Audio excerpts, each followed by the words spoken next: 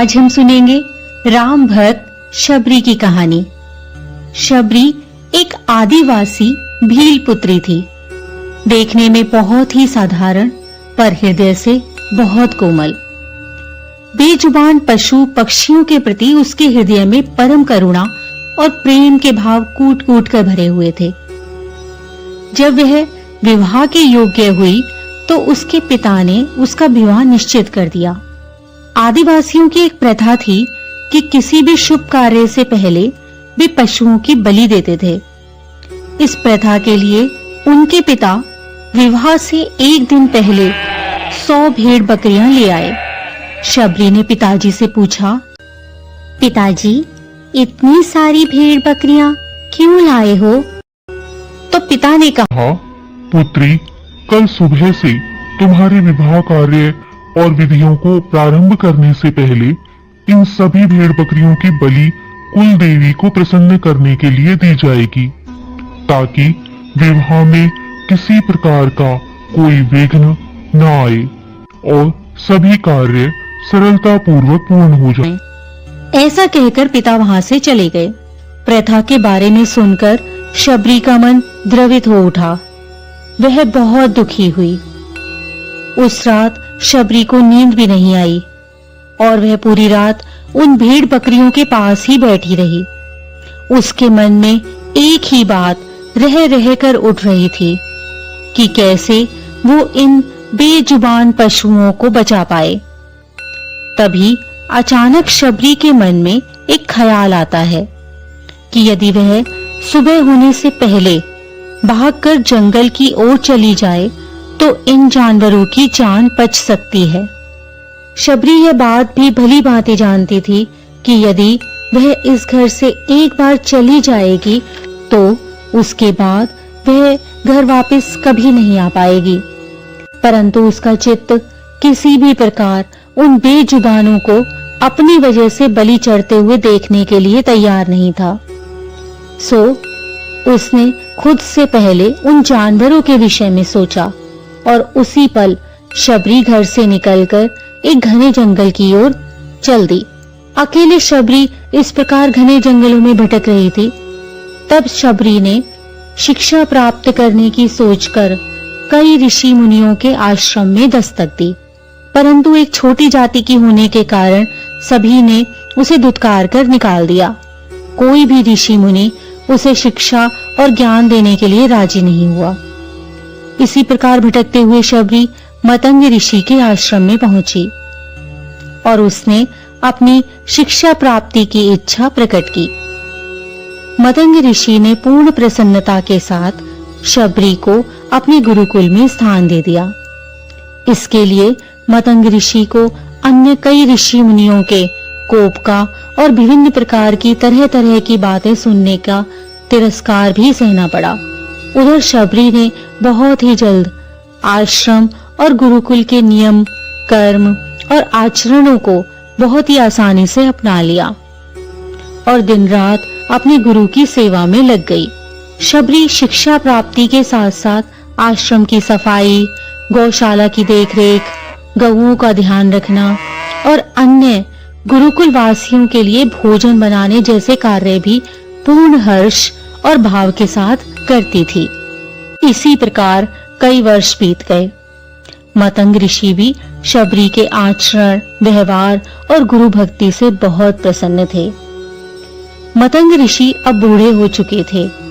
उनका शरीर भी दुर्बल हो चुका था। तभी एक दिन उन्होंने शबरी को अपने पास बुलाया और कहा, पुत्री, मेरा शरीर अब दुर्बल हो गया है। अब मैं अपना शरीर छोड़कर परमपिता में लीन होने की इच्छा से समाधि लेना चाहता हूँ, परंतु उससे पहले मैं तुम्हें एक आशीर्वाद देना चाहता हूँ। बताओ, तुम्हें क्या चाहिए? तब शबरी आंखों में आंसू भरकर कहने लगी, हे गुरुवर, आप ही मेरे पिता हैं। आप मुझे अपने साथ ही ले चलें। तब ऋषि मतंग बोले, नहीं पुत्री, मेरे बाद तुम्हें इस आश्रम का ध्यान रखना होगा। तुम्हारी ईश्वर भक्ति और कर्तव्य परायणता, करुणा भाव का तुम्हें उचित लाभ मिलेगा और उसी के फलस्वरूप एक दिन तुम्हें उस परम पिता का दर्शन होगा।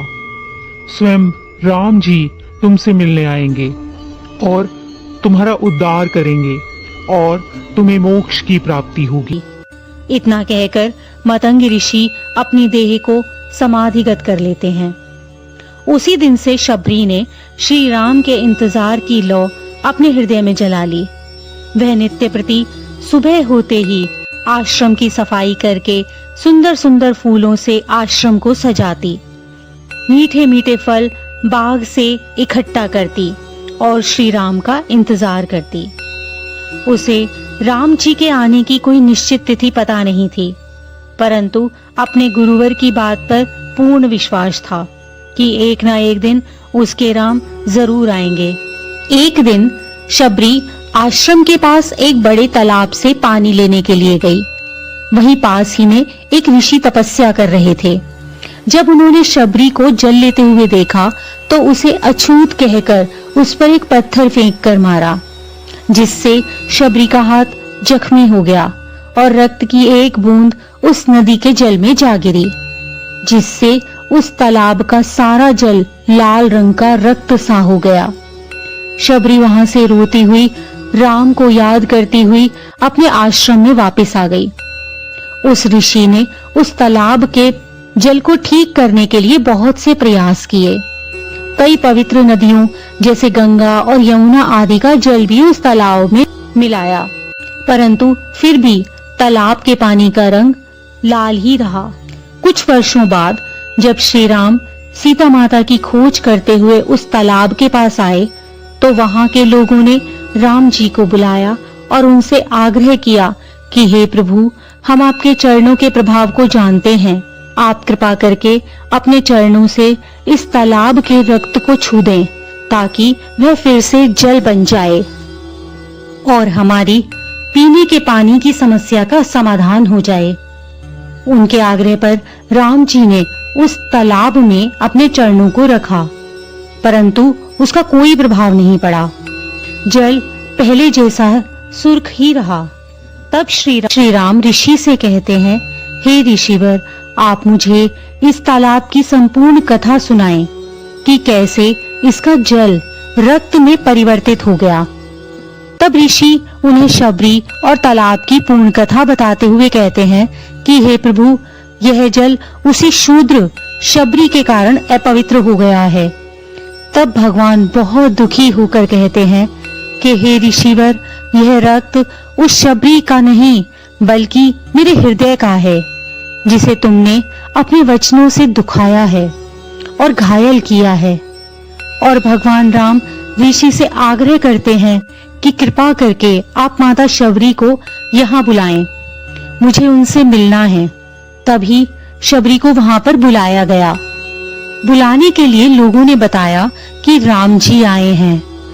तो राम नाम सुनते ही शबरी, मेरे प्रभु आ गए, मेरे राम आ गए, ऐसा कहते हुए वहां दौड़ी चली आती है।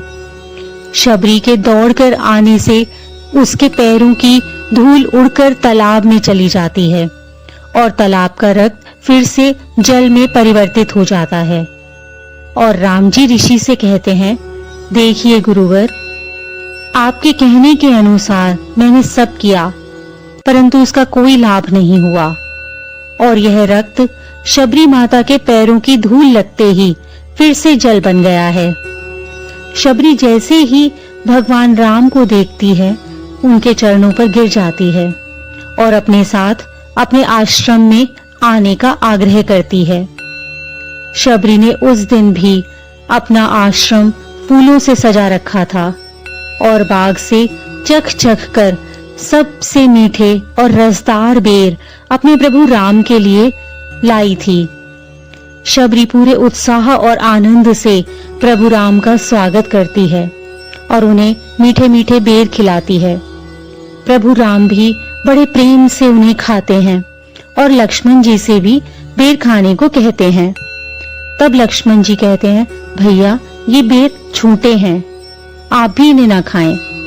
तब श्री राम कहते हैं, लक्ष्मण ये बेर छूटे नहीं बल्कि सबसे मीठे हैं, क्योंकि ये प्रेम और भाव से भरे हुए हैं और भगवान राम और भी अधिक प्रेम से उन बेरों का आनंद लेते हैं। मतंग ऋषि का कथन सत्य होता है और देवी शबरी को मोक्ष की प्राप्ति होती है और राम शबरी के राम बन जाते हैं।